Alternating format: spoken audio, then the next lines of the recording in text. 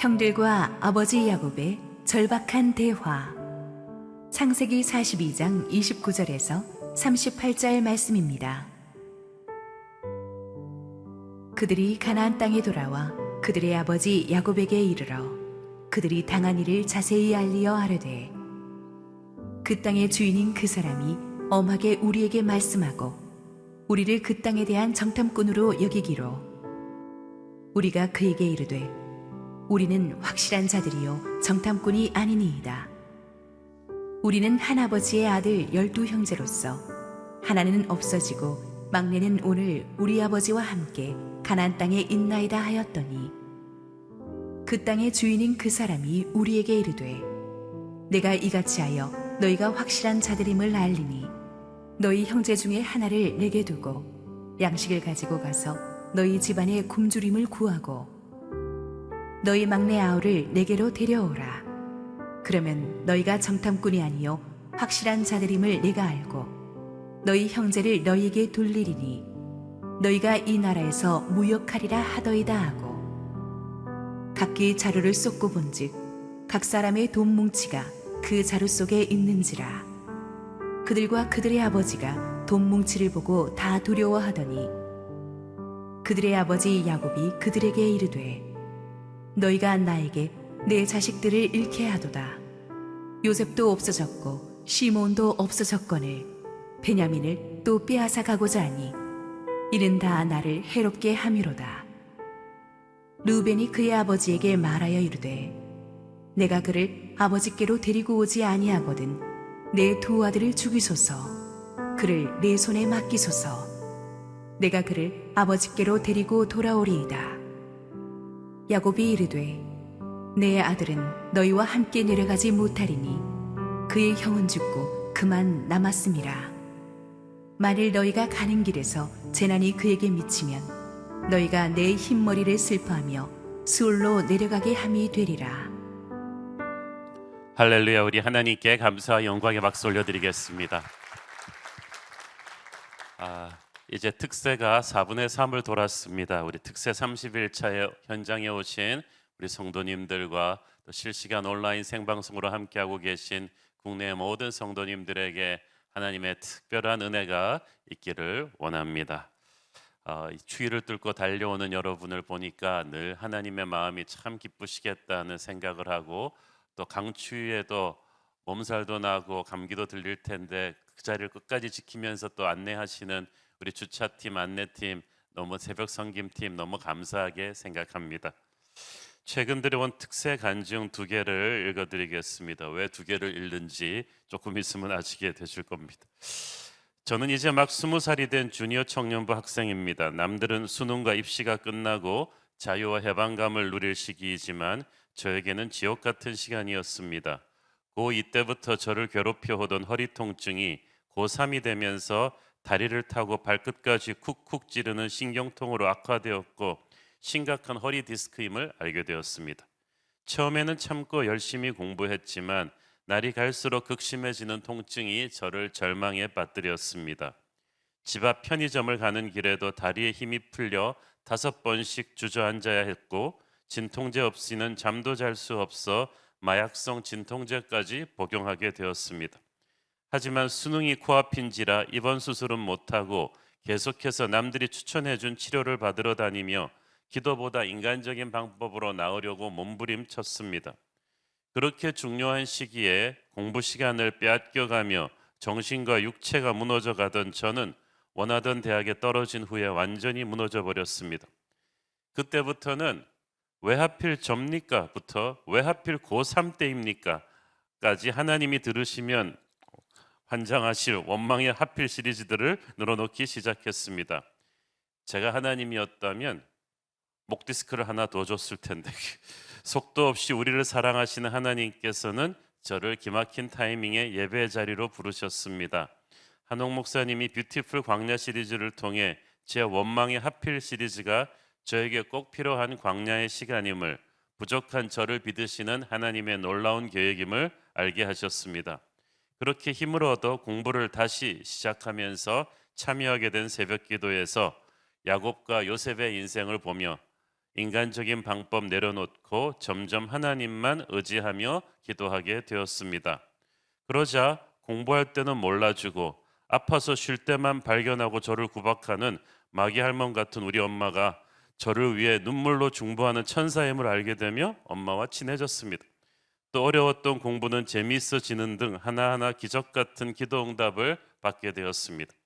그러나 마귀는 기도해도 낫지 않는 허리를 보라며 하나님을 의심하게 만들었습니다.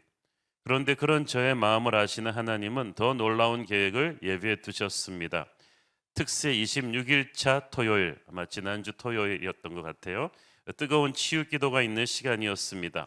아픈 곳에 손을 올리고 기도하는 도중에 한옥 목사님께서 불신의 죄를 회개하고 겨자씨만한 믿음이라도 있으면 하나님이 치유하실 거라고 선포하시는데 마음에 찔림을 받았습니다. 그래서 저는 진심으로 의심의 죄를 회개하고 하나님이 살짝만 만지셔도 제 허리는 아무렇지도 않게 나아질 수 있잖아요. 제발 저도 다른 분들처럼 치료해 주세요. 정말 치료해 주세요라고 기도했습니다.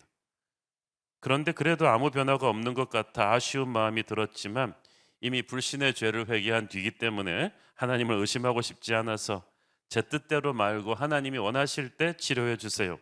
저는 이보다 더 아파도 더 이상 하나님을 의심하지 않겠습니다. 라고 하고 다른 아픈 분을 위해 기도하려는데 제 허리에서 뻐근한 느낌이 들더니 허리부터 발끝까지 약이 번져가는 느낌과 함께 통증이 발끝으로 빠져나감을 느꼈습니다.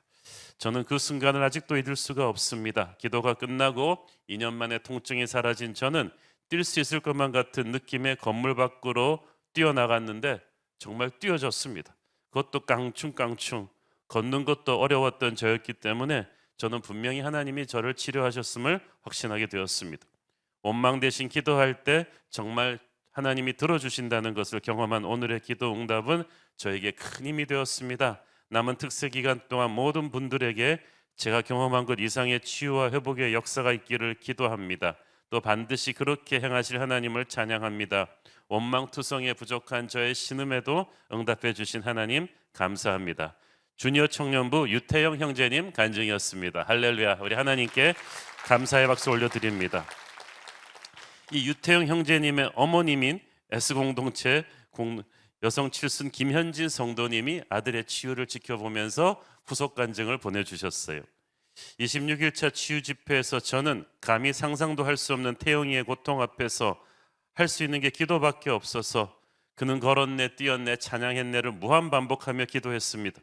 어린 시절 방방 뛰던 아이를 제지하던 저의 모습을 그리워하면서 간절히 아이가 뛸 수 있기를 기도했는데 기도가 끝나자마자 엄마 나 지금 뛸 수 있어 하나님이 고치셨어라고 달려오는 태영이와 하나님을 찬양할 수밖에 없었습니다. 때때로 마귀의 소리는 설마를 증폭시키지만 저희는 이날의 기도를 통해 더 큰 믿음을 달라고 기도하며 기도의 엔진을 항상 켜놓도록 아프고 넘어질 때 원망하지 않고 또 서로 중보하며 기도하도록 돈독한 기도의 짝꿍 지원자가 되었습니다. 온 가족이 성령으로 하나 되어 이 기쁨을 누릴 때까지 우리는 기도를 쉬지 않을 것입니다. 온 교회와 나라에 동일한 성령으로 간섭하시고 치유와 회복을 주신 하나님께 영광을 돌립니다. 할렐루야. 우리 이 가정에 임하신 하나님의 은혜를 감사합니다. 이 모자 세트로 오는 간증이 이게 참 또 은혜가 있네요. 지난 토요일 날 정말 우리도 경험했다시피 하늘문이 뻥 열리는 것 같은 성령의 폭포 같은 치유와 기적이 있었는데 아마 그날 그 축복의 기적의 수혜자였던 것 같아요. 내일도 하나님께서 좀 크신 은혜와 치유를 주실 줄 믿습니다.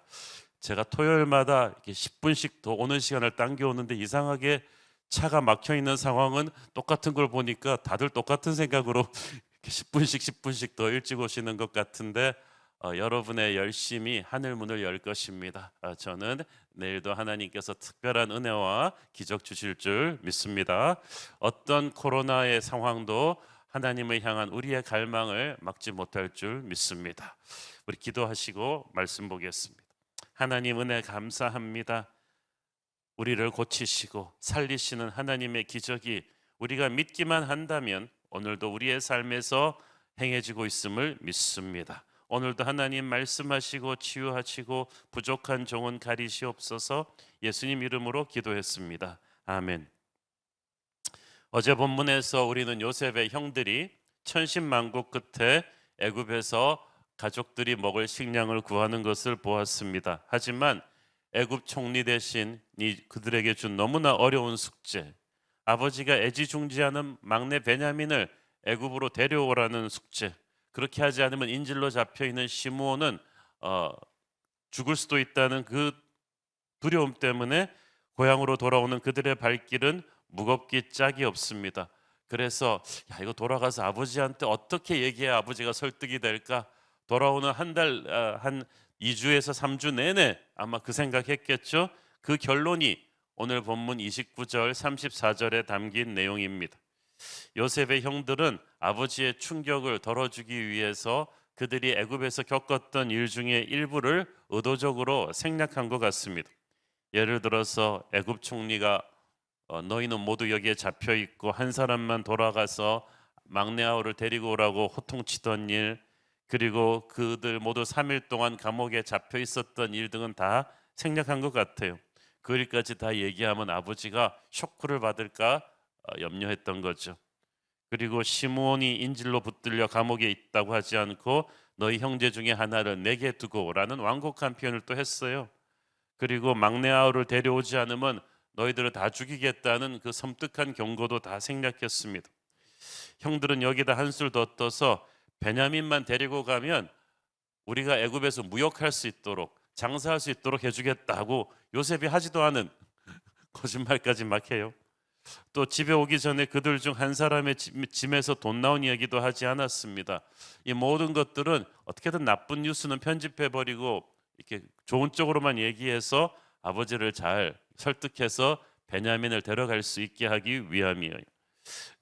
그래야 잡혀오는 시므온을 구할 수도 있고 가지고 온 식량으로 어차피 오래 못 버티기 때문에 몇 달 안에 다시 애굽으로 돌아가야 함을 알기 때문이었습니다.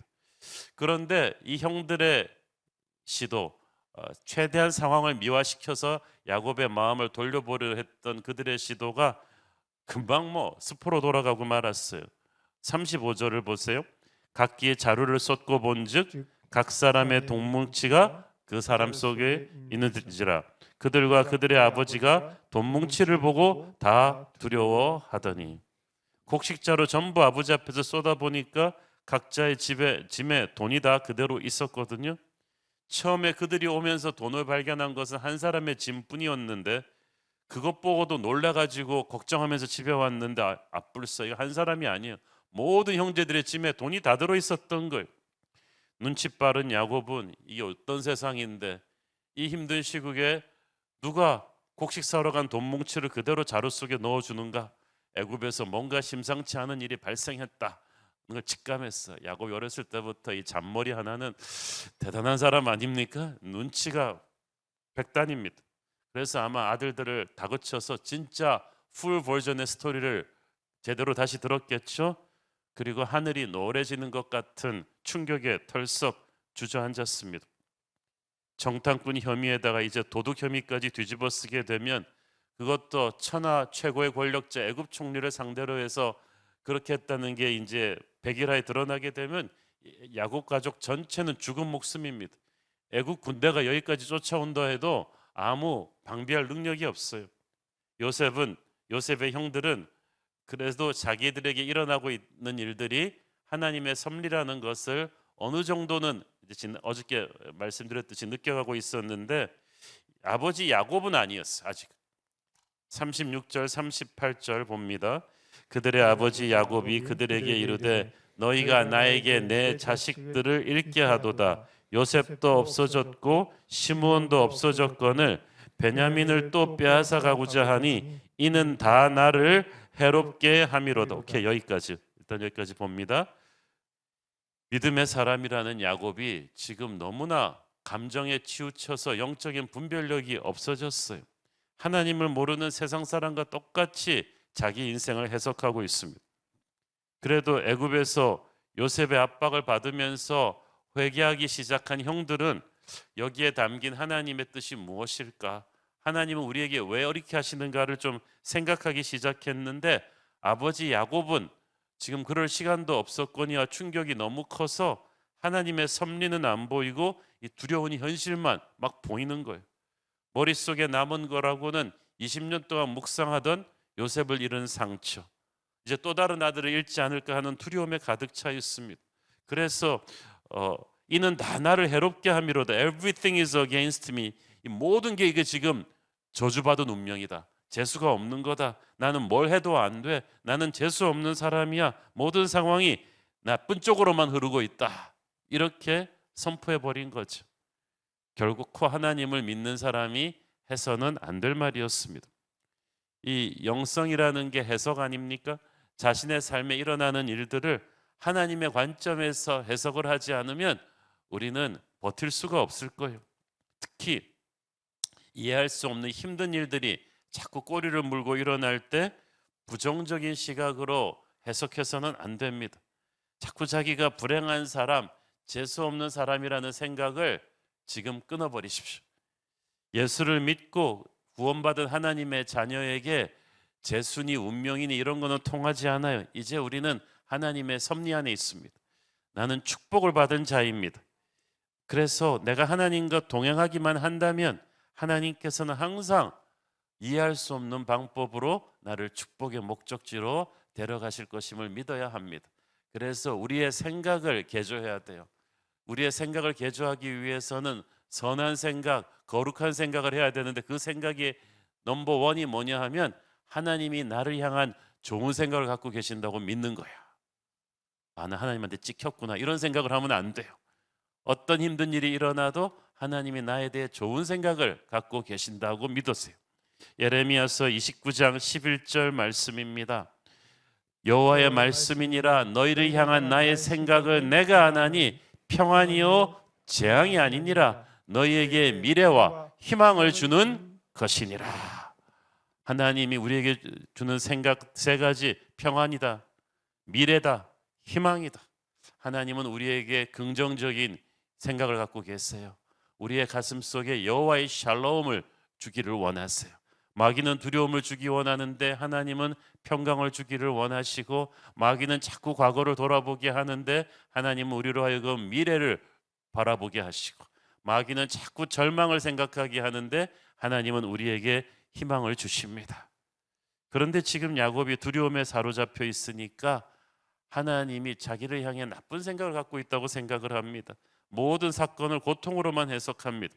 요셉도 없어졌고 시므온도 없어졌고 다 나는 안 되는 거야. 야곱은 아들들의 짐에서 나온 돈을 보고 이제 애굽의 인질로 잡혀있는 시므온도 죽겠다고 지레짐작했어요. 이러다 막내 베냐민까지 빼앗기겠다. 계속 안 좋은 쪽으로만 상상을 하는 거예요. 여러분, 그냥 상처를 꽉 묵상하고만 있으면요, 그거는 정말 절망적이에요. 음식을 할 때 여러분 여러 가지 요소가 들어가잖아요. 그 들어가는 요소 중에는 고춧가루도 있고 후춧가루도 있는데 그게 다 들어가서 맛있는 국물을 우려내는 건데, 이런 큰 다 집어넣는 건 생각하지 않고 여러분이 후춧가루만 계속 씹고 있다, 간장만 계속 들이키고 있다, 그리고 나서 나중에 물 집어넣고 흔들면은 뭐 찌개가 됩니까? 그거 아니잖아요. 후춧가루는 맵고 고춧가루도 맵고 간장도 그렇지만은 이걸 다 모아가지고 이 최고의 요리사가 섞어서 끓이고 조리하고 제대로 섞으면 맛있는 요리가 나온다는 걸 우리가 알아야 되는데, 우리는 단순하게 후춧가루만 잡고 그냥 계속 생각하는 것, 고난만 계속 묵상하면 그렇게 돼요. 그때부터 3800년이 지난 오늘날 하나님의 관점에서 이 스토리를 보고 있는 우리는 이 모든 것이 야곱과 요셉을 만나게 하고 애굽 땅에서 축복의 가문을 일으키려는 하나님의 거대한 마스터 플랜임을 알고 있습니다. 근데 이미 결과를 알고 있는 드라마 보듯이 오히려 야곱이 안쓰럽죠. 이번에 우리 베이징 올림픽에서 우리 최민정 선수가 또 금메달 땄잖아요. 저는 항상 이렇게 금메달 땄다는 뉴스 듣고 다시 가서 봅니다, 유튜브에서.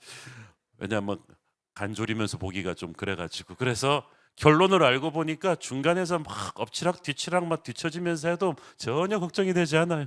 결론은 금메달이겠지.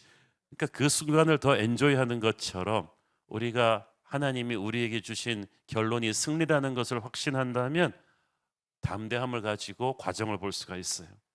그래서 우리가 만약에 돌아가서 야곱에게 옆에서 천사가 되어 조언할 수 있다면 그렇게 말하겠죠. 걱정 마 야곱, 내가 결과를 다 보고 왔는데 다 잘 되게 돼 있어. 안 좋은 쪽으로만 생각하지 마. 쓸데없이 두려워하지 마. 끝에는 네가 생각하는 것보다 기가 막히게 잘 될 거야 라고 말해주고 싶어요. 그런데 하나님이 그렇게 하지 않으시잖아요. 믿음이 생기지 않기 때문에 그렇죠. 요셉의 형들이 요셉을 다시 만나게 된 것부터가 그렇습니다. 흉년으로 인해서 집에 곡식이 떨어졌기 때문에 그렇게 연결이 된 거예요. 흉년 자체만 놓고 보면 굉장히 안 좋은 일인데 그게 바로 요셉에게로 그 형들을 데리고 가는 하나님의 방법이었어. 우리에게 일어나는 안 좋은 일도 하나님께서 축복의 땅으로 우리를 데려가려는 방법일 것이다 라는 것을 믿고 선포하십시오. 하나님은 그렇게 계획하고 계신데 그걸 우리가 믿어야 이루어집니다. 그리스도의 관점에서 모든 것이 합력하여 선을 이룬다는 그 로마서 말씀을 우리가 정말 가슴에 꼭 믿고 사셔야 됩니다. 어쨌든 집안의 가장으로서 지금 야곱은 진퇴양난에 처해 있습니다. 야곱은 지금 시므온이 인질로 잡혀 있는 거 알고 있어요. 막내 베냐민 돌려보내지 않으면 시므온은 영영 못 돌아올 수 있다는 것도 알고 있습니다. 그래서 시므온의 처자식들이 야곱 방 앞에 와가지고 원망스러운 표정으로 할아버지 좀 뭔가 하세요 라고 보고 있는 것도 알고 있어요. 그러나 야곱에게는 시므온 살아 돌아오는 것보다 지금 유일하게 남은 라헬의 핏줄 베냐민의 안전이 더 중요했습니다. 하지만 그렇다고 또 베냐민 가지 않으면 시므온도 죽고 양식 떨어지면 가문 전체가 굶어 죽을 수도 있다는 것도 알고 있어요. 그러니까 지금 가장으로서 이러지도 못하고 저러지도 못하고 야곱은 정말 너무너무 힘들어요. 그래도 결정을 유보하고 있는데 양식은 떨어져 가고 형제들이 야 아버지한테 가서 얘기해야 돼. 이렇게 앉아서 죽을 수는 없어. 누가 총대를 매겠어. 장남 르벤이 총대를 맸어요. 37절 르벤이 그의 아버지에게 말하여 이르되 내가 그를 아버지께로 데리고 오지 아니하거든 내 두 아들을 죽이소서 그를 내 손에 맡기소서 내가 그를 아버지께로 데리고 돌아오리이다. 자기 두 아들 맡기고 갈 테니까 베냐민 다시 못 데리고 오면 그 아이들을 죽이라는 말이죠. 오래전에 르벤이 형들이 요셉을 죽이려고 했을 때 그걸 결사적으로 막은 적이 있지 않습니까? 이번에도 르벤이 그래도 장남이에요. 자기 아들들을 희생해서라도 내가 담보할 테니까 베냐민을 데려가게 해달라고 아버지를 설득합니다. 근데 야곱이 이런 지하에 르벤의 제안을 거절해 버리죠. 38절 야곱이 이르되 내 아들은 너희와 함께 내려가지 못하리니 그의 형은 죽고 그만 남았습니다. 만일 너희가 가는 길에서 재난이 그에게 미치면 너희가 내 흰머리를 슬퍼하며 스올로 내려가게 함이 되리라. 야곱은 르벤이 최선을 다할 것을 알고 있었습니다. 그러나 르벤의 최선만으로 애굽 총리의 마음을 돌리기는 부족하다는 걸 또 알고 있었어요. 권력자가 하루아침에 마음 바꾸는 걸 야곱은 많이 봤거든요.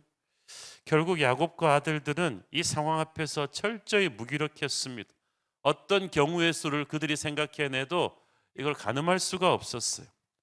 하나님은 우리 자신의 힘으로 결코 사태를 해결하지 못할 때 우리의 머리로 열심히 생각하고 회의해서 답이 없을 때 그때부터 일하십니다.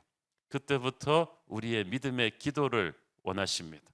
스스로 해결할 수 없는 고통 앞에서 우리는 하나님 앞에 절박하게 나와서 기도합니다. 하나님이 우리에게 주신 꿈을 이루어주는 가는 과정에서 제가 보니까 반드시 풀어야 될 숙제가 바로 용서의 문제입니다. 요셉과 형제들처럼 우리의 갈등과 미움이 항상 가까운 사람들 사이에서 일어납니다.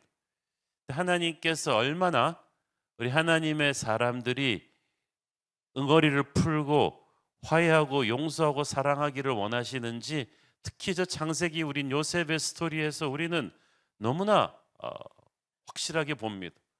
저도 보면 이 설교 또 해야 됩니까? 정말 계속 나오고 또 나오잖아요. 요셉의 이야기 보면서 고생 끝에 국무총리 됐다 이런 얘기만 계속하고 싶은데 하나님께서 그 고진감래의 그 스토리보다는 요셉과 형들의 화목, 아버지 야곱과 형제들의 화목에 대해서 굉장히 많은 걸 할애하신 걸 봐서 하나님이 우리에게 정말 중요하게 생각하는 게 그거예요. 몸이 아프신 분들도 어쩌면 용서하지 못하는 응어리 때문에 그런 것일 수도 있어요. 이거를 하나님이 중요하게 생각하십니다. 많은 하나님의 사람이 하나님이 예비하신 약속의 땅으로 들어가는 발걸음이 지체되는 것이 이 미움의 과거 때문에인 경우가 많아요. 용서하지 못하는 마음이 우리 안에 해결되지 않은 채로 남아 있으면 거기다가 온갖 나쁜 감정들이 더덕더덕 암세포처럼 돋달라붙어 가지고 우리 영혼을 병들게 합니다. 그래서 용서하지 못하는 미움의 마음이 모든 악한 말하면 조폭 두목이에요. 이 미워하지 못하는 용서의 마음이 딱 있으면 모든 거기서부터 악한 것들이 거기다 다 달라붙는 거예요. 거기다가 배신과 또 음모와 술수가 다 달라붙어요. 그럼 영혼이 병들죠. 그러면 영혼이 병들면 우리는 소망의 미래로 도약할 수가 없어요. 창세기 전체가 50장인데 37장부터 50장까지 무려 14장이 요셉의 인생을 다루고 있어요. 근데 하나님께서 그만큼 우리가 요셉의 인생에서 배우기를 원하십니다. 요셉은 예수님을 상징하는 인물이라고 했는데 요셉을 설명하는 키워드가 하나는 꿈이요 하나는 용서라고 했죠.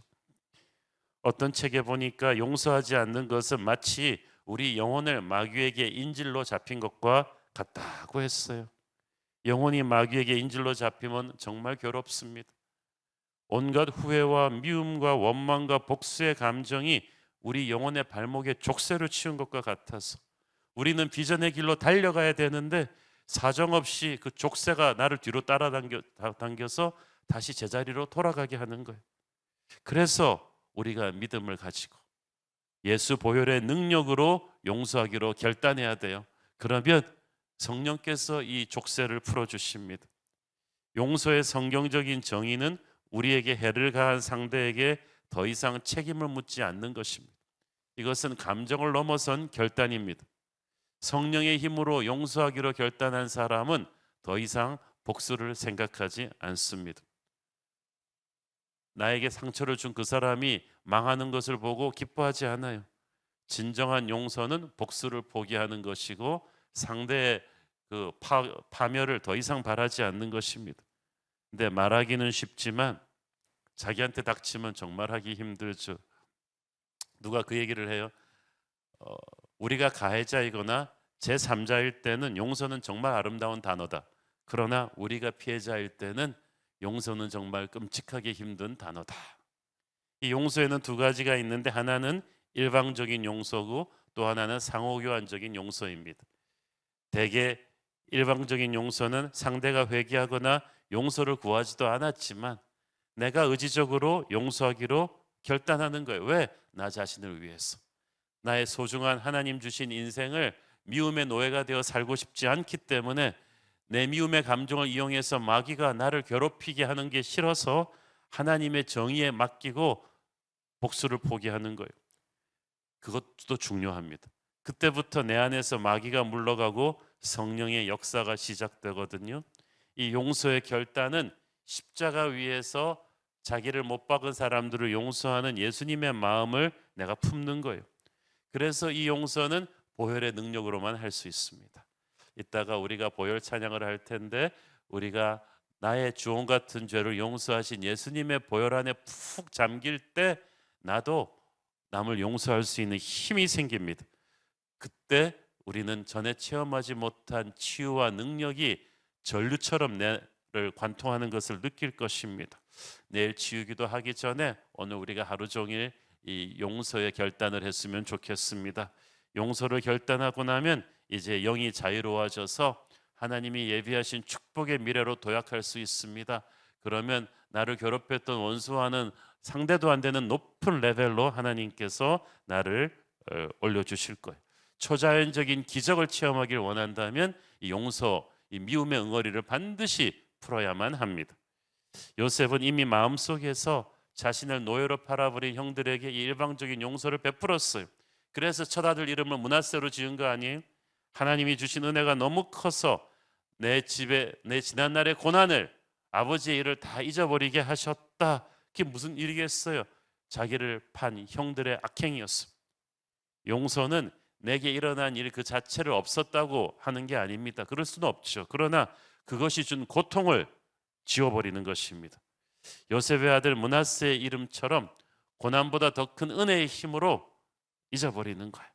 이미 일방적인 용서를 베풀었기 때문에 하나님은 요셉의 인생을 치유하시고 축복하시고 상상할 수가 없는 높은 레벨로 올리실 수가 있었어요.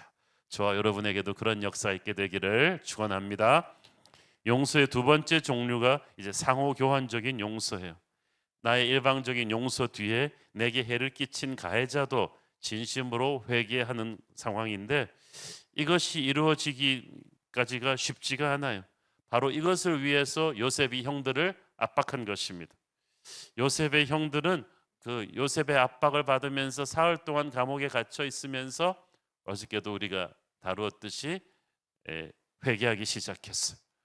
누가 시키지도 않았는데 20년 전 자신들이 저질렀던 죄를 회개하기 시작했어요. 입으로 고백하기 시작했어요. 그것을 요셉은 형들은 몰랐지만 알아듣고 눈물을 흘렸어요. 여러분이 회개하면 하나님께서 들으시고 하나님께서 기뻐하실 거예요. 형들에게서는 이제 회개의 기미가 보였어요. 이제 요셉은 형들의 회개의 진정성을 시험하고 있었던 거예요.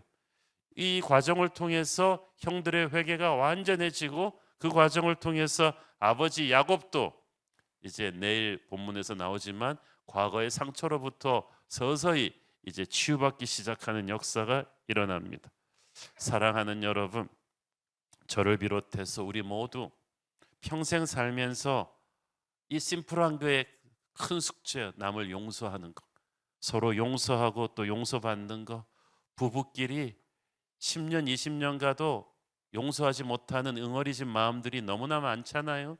부모 자식 간에 어렸을 때 부모가 자식에게 주었던 상처를 30년, 40년 가도 풀지 않고 있는 분들 많아요. 예수 믿고 나서도 그래요.